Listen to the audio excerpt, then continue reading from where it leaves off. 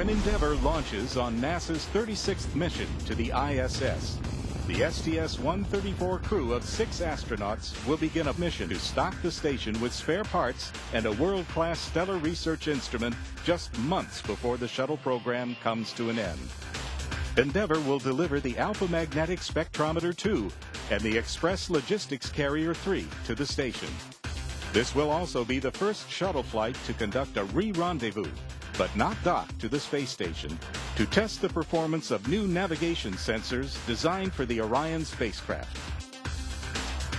During 4 scheduled spacewalks, Endeavour's crew will conduct the last spacewalks by shuttle crew members to prepare the ISS for its next decade of service.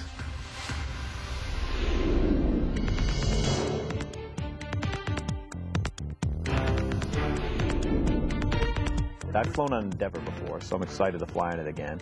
And my brother's flown on Endeavour. Navy Captain Mark Kelly is the commander of Endeavour's crew of 6 astronauts. He flew on Endeavour as the pilot of his first space flight, STS-108, in 2001. In January 2011, Kelly's wife, Congresswoman Gabrielle Giffords, was critically wounded during a community outreach event in Tucson, Arizona. Kelly took a brief leave from the agency, but returned to mission training a few weeks later. The pilot of Endeavour is retired Air Force Colonel Greg H. Johnson, making his second spaceflight. He will be at the controls as Endeavour undocks from the station. He flew on Endeavour as the pilot of STS-123 in 2008.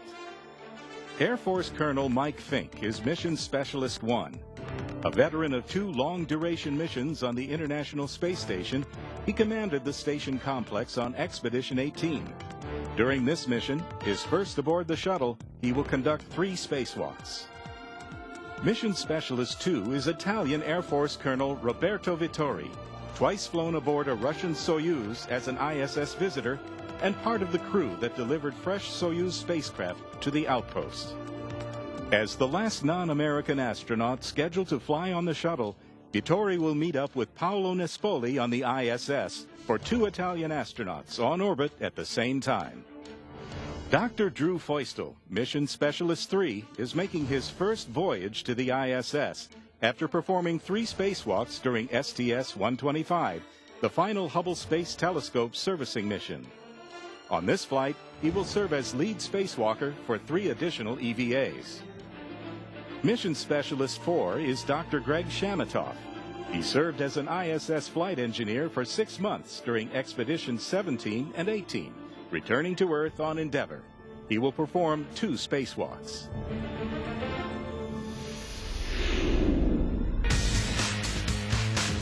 We've got a whole list of mission objectives, probably 30 things on the list.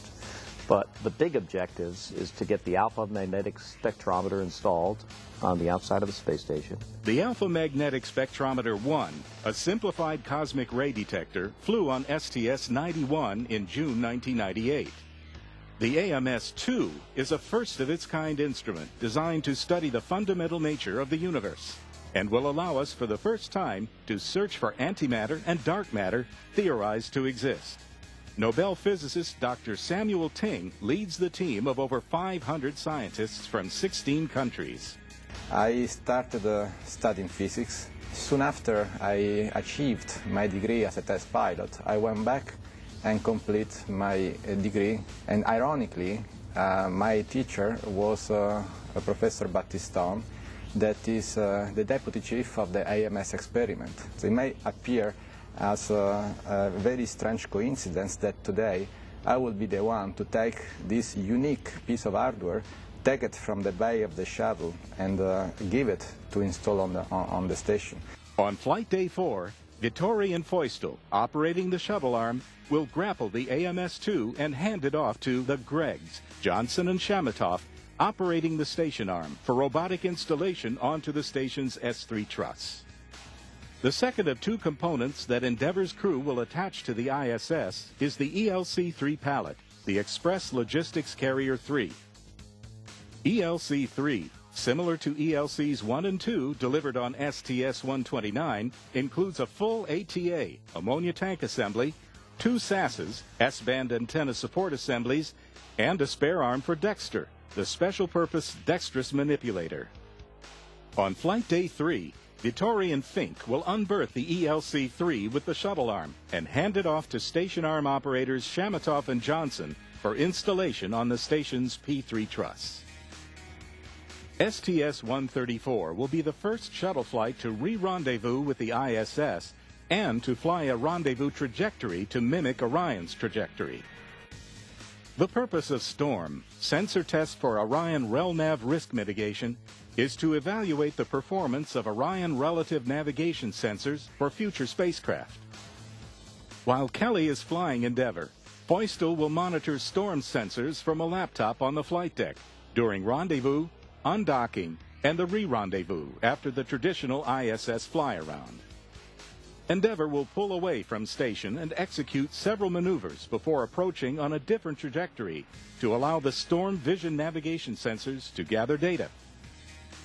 Although Endeavour will not actually redock with ISS, it will fly to a close approach of 1,044 feet below and 300 feet behind the station before executing a third separation burn and departing station for the final time. Then when we come up back in front of the space station again, we're then going to do these series of burns where we're going to fall behind the space station, a couple 100,000 feet. And then we're going to come back in doing a profile that's actually quite similar to what Apollo used for a rendezvous.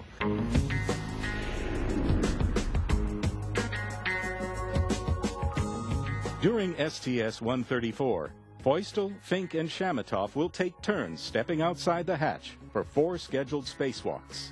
EVA-1 on Flight Day 5 focuses on MISSIES, Materials International Space Station experiments. Feustel and Shamatov will return the MISSI 7A and 7B pallets from the ELC-2 and transfer MISSI 8 to the same location.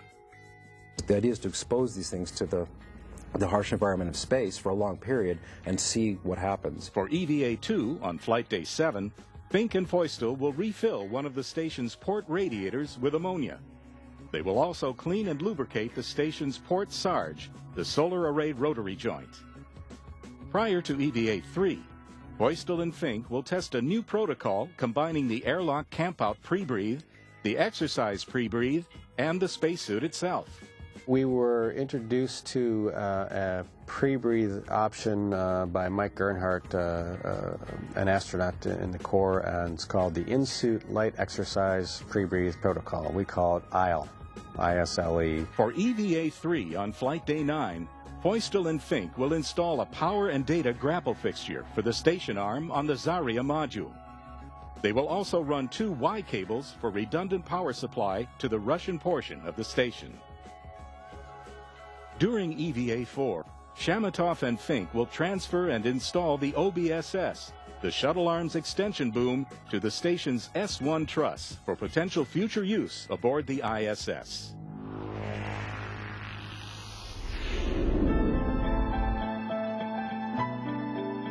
We have come very far in the last 50 years from not being able to fly in space to landing on the moon and building this incredible facility in orbit and routinely flying people up and down into low Earth orbit. It is amazing how much we've accomplished in 50 years, and it took so many people to make all that possible.